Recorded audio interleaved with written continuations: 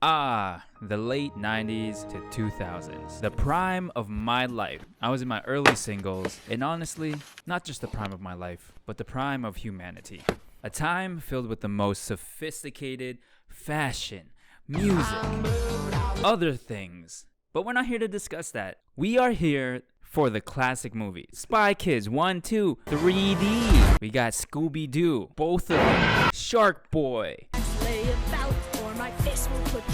Lava Girl. Your turn. You know a franchise is good when they make a sequel like a decade later. We all know about these ones, but do you guys remember? What's that? What? You see that? What's that? What's that in the distance? What? A forgotten classic?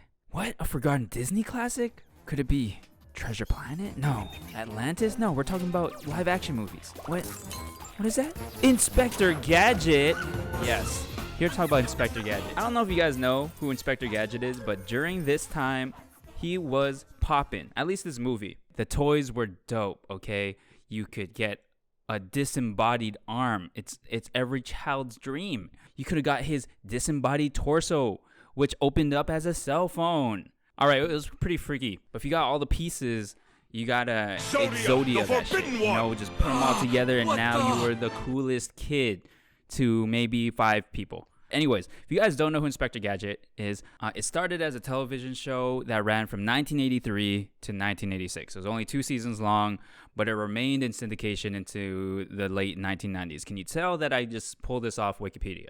This is the one I watched, and I think the one that most people know. The series revolves around a somewhat naive, very naive, incompetent, but well-mannered and sweet inspector who has gadgets in them. What? I know, who would have thought? Just think RoboCop, except instead of guns, you get toothpaste. Oh, it's toothpaste! Yeah, the only other things that are in the series that you really need to know is that he has a niece, he has a dog. Penny and Brain typically would solve a lot of the cases, while Inspector Gadget was kind of on his weird tangent. There's Dr. Claw, who always gets away. He doesn't even have a claw. Why is he called Dr. Claw? Maybe it's because it's the cat, because cat has claws. You don't want to be called Dr. Purr, or Dr.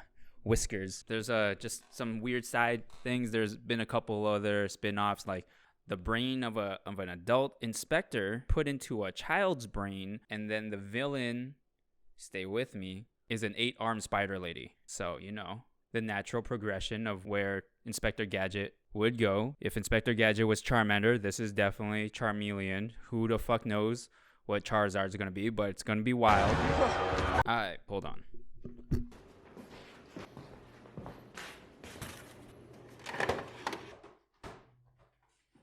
Ha! Another episode of the Kinda Review Show.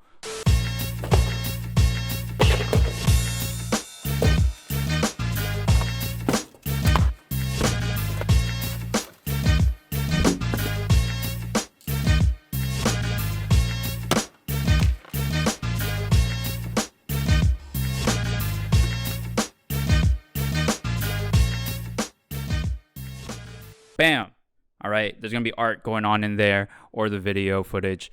We'll briefly talk about the art. I just took inspiration from the live action movie posters and then replaced it with the actual characters in the cartoon. Added a couple things. I was going to make it more like the iterations of the live action characters. And then I realized maybe I should just do it where I can actually potentially sell this print. All right, there are 2 live action movies. There was definitely a need for a second one. We're only going to talk about the first one here. The second one's so bad. It's worse than bad. It's boring.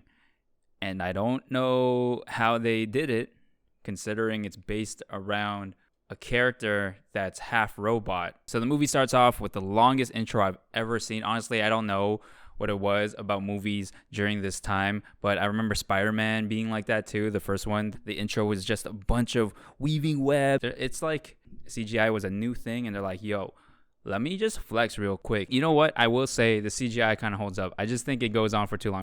After that long-ass intro, everything happens. Everything. A bus out of control, and these people with the time to write a help sign. A dog gets thrown into the air with little regard for its life under the guise of trying to save it by our hero, Ferris Bueller himself. This is Ferris Bueller's future after high school. All right, but we find out soon enough it's a dream sequence. Okay, we get John waking up to brain giving him brain, essentially. We cut to love interest who's quirky and cute and quirky and, a little quirky, working with her father on what seems like every person with a foot fetish's wet dream. Like, what is this?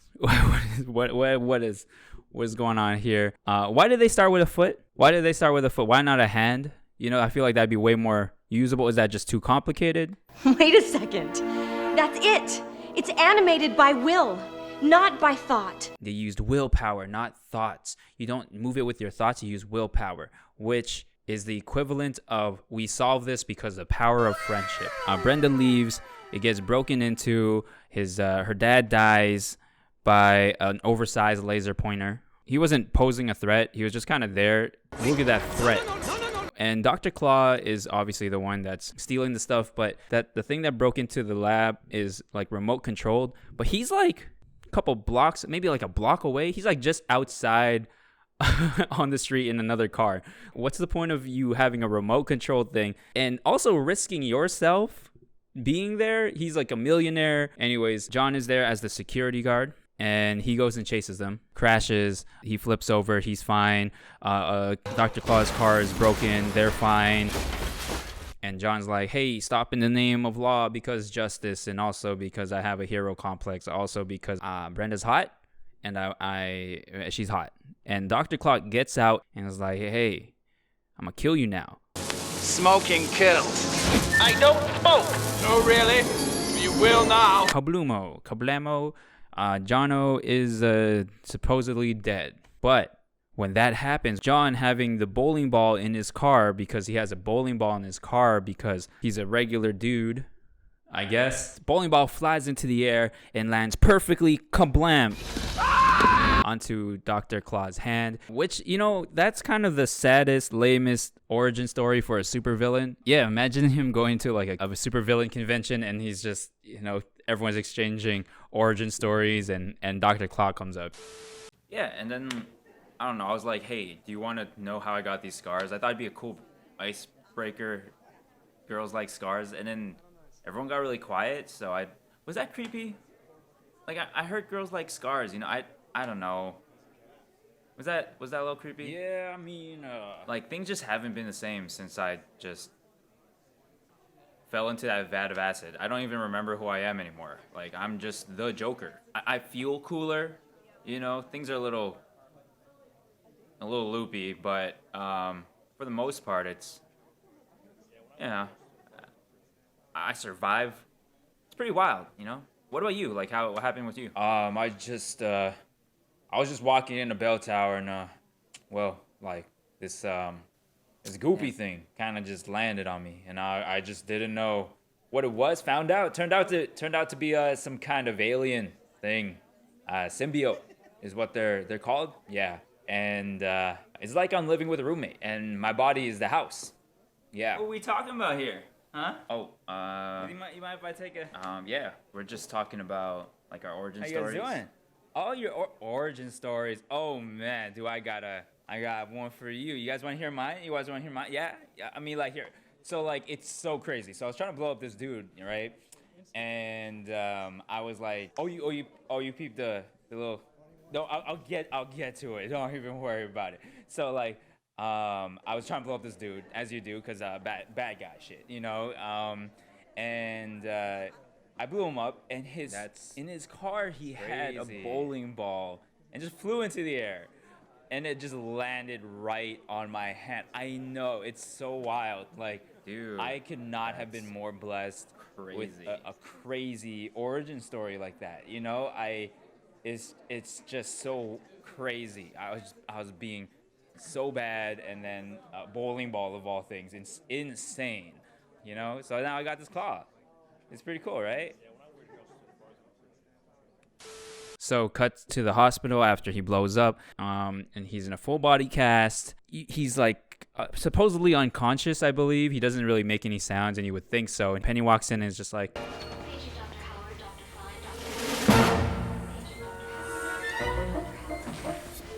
Uncle John? "Oh, Uncle John, how you doing?" What?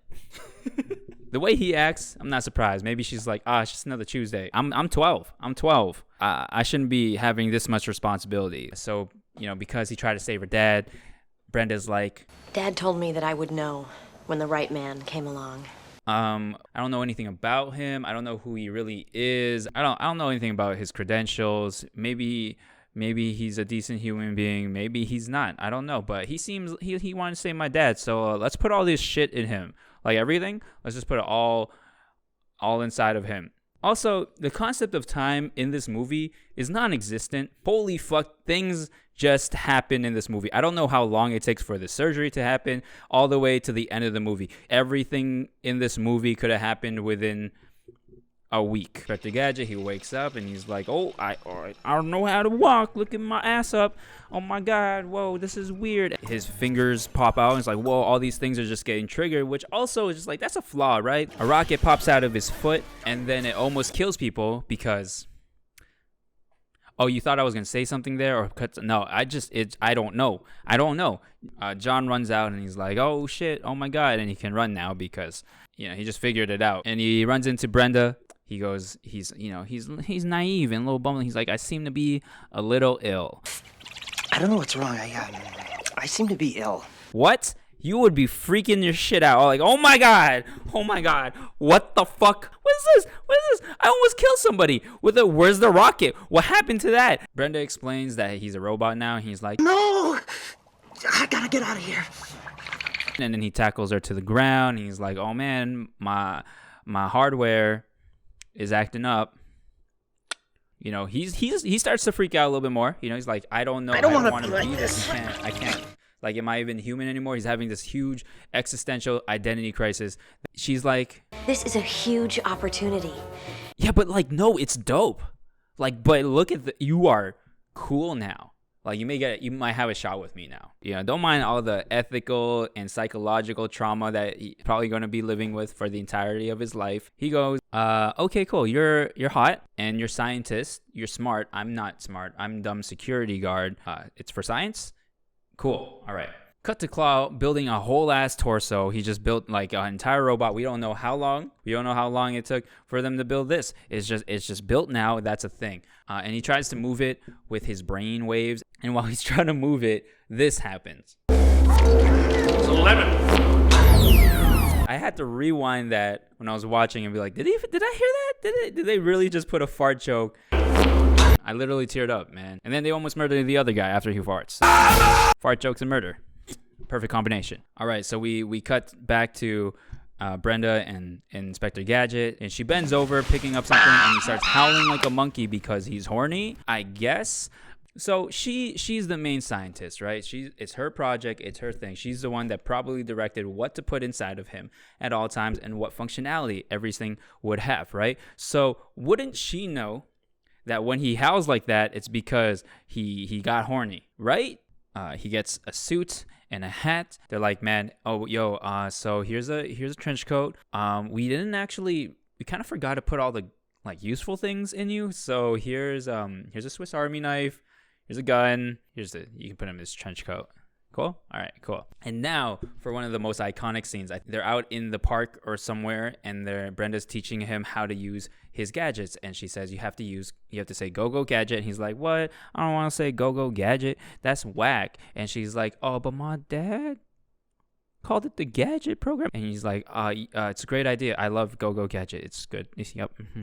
I love you so much. So he thinks of like things to say, and he's like, go, Gadget lighter or whatever. Go, Gadget this. And then he goes, go, Gadget. Go Gadget oil slick. That's not oil, it's toothpaste! Yeah, so why? But what is the purpose of all that toothpaste? Also, why did it get triggered by oil slick? How flawed is the system? Literally nothing works. How inconvenient is it that you have to say go, Gadget before anything? What happens if they just cover his mouth? Why couldn't he just think it? What's the point of saying it? There's so much toothpaste. Was he built by a dentist? Does he have to refill that toothpaste? Does he have to like drink toothpaste? This other scene, they close Inspector Gadget's eyes, or they blindfold him, and he has to grab these balls in front of him by visualizing, I guess, It's a demonstration to show the prowess of the Gadget program.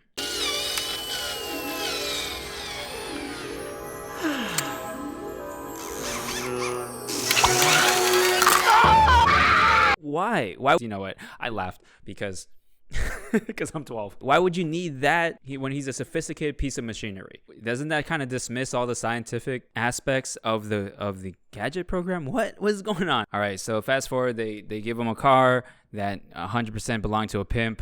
It's voice activated. It has so many buttons. What's the point? Cut to Dr. Claw. He's a super villain millionaire to the 10,000th degree. I swear to God, I love this character so much. They're going to like this party to, I guess, I don't know, acknowledge the Gadget program. And then this thing happens. What is the point of this ear thing? I fucking hate it. It's so gross. I hate it so much. And it doesn't even make it easier. If he just stood there, he would be more inconspicuous. Fast forward again, we don't know how much time has passed at all. He makes a chip and he inserts it into this full-fledged body, torso, and head that looks exactly like Ferris Bueller. This is just nightmare fuel, I swear to God. Like, is this a kid's movie? You have just been animated by the most complex computer technology in the world. This is horrifying. So after that, we cut to Inspector Gadget doing some snooping around, trying to figure out whoever killed Brenda's dad. And then we cut back to a scene where now evil Inspector Gadget is full body and he's out on the streets terrorizing everybody. What? Yeah. Like, this is the type of shit where I'm like, if you cut this properly, this would be a horror movie. So, you know what? I did that.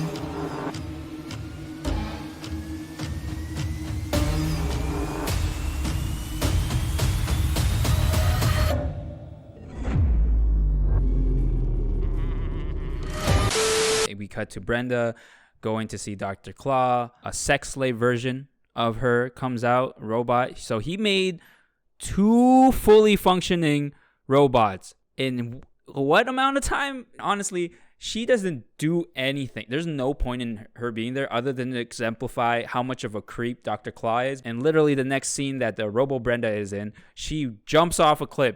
Brenda! I'm programmed to be a cheerleader. Watch. Ready? Okay! B-R-E-N-D-A! Brenda!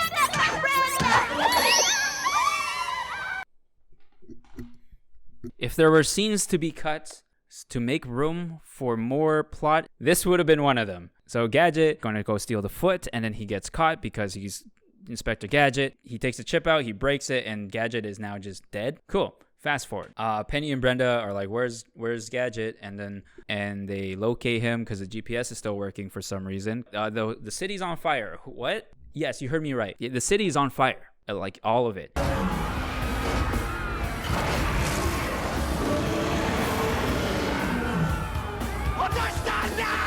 Cut out of that. Penny and Brenda find Gadget, and so she kisses him. So I guess she has feelings, and he starts working. He's alive. Brenda. Penny? You're alive. It's a miracle. He doesn't need the chip. It's my Uncle John, that's what it is. Yeah. It's just because he's Uncle John, the most mundane, normal dude who's...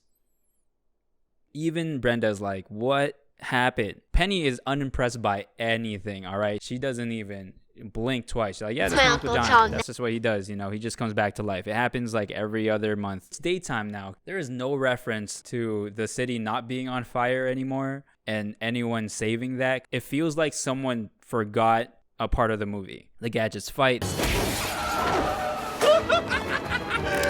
Stuck onto a bridge. They're fighting. So Brenda keeps chasing.